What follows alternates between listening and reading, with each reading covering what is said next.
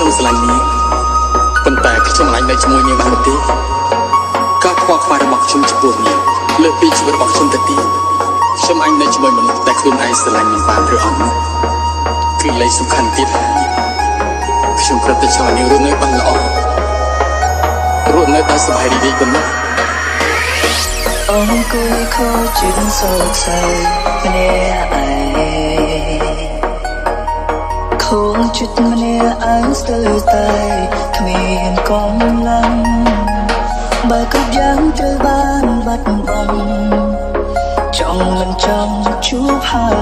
យញញឹមឡើងទទួលស្គាល់ការឈឺចាប់តើការខូចចិត្តតែមានមនុស្សស្មោះ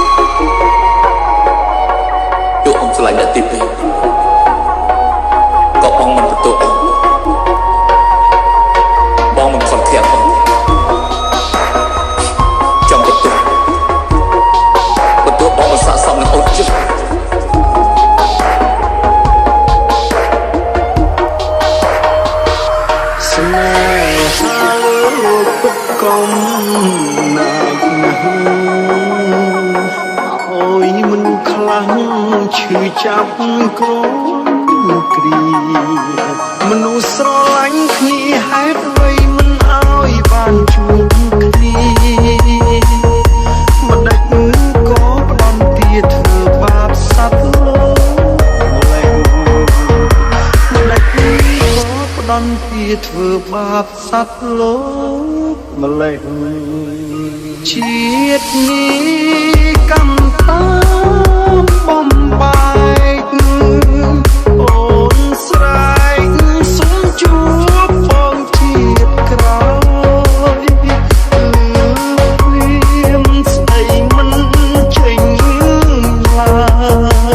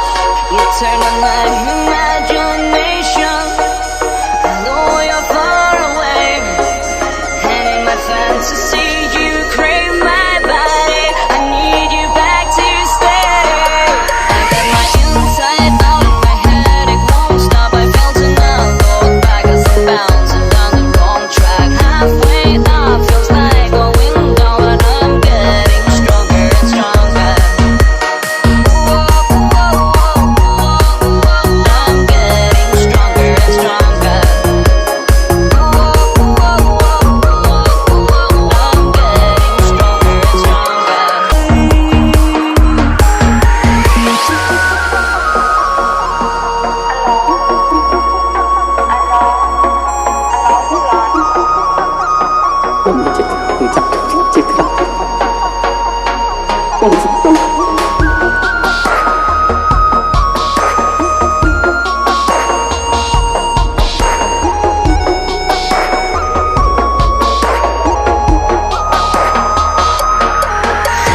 មួយបានជួបខ្លួនត្រជាឲ្យខ្ញុំឈឺមិនដឹងរូបភាពមួយបានលេងឲ្យខ្ញុំឃើញតែភ្នែកមិនចង់សម្លងមិនដែលខ្ញុំអត់ទៅហៅចង់ទៅផុតអញ្ចឹងរឿងមួយខ្ញុំមិនអាចទោះទៅយកបាននៅរឿងមកគួរក្បាក់ខ្ញុំឡប់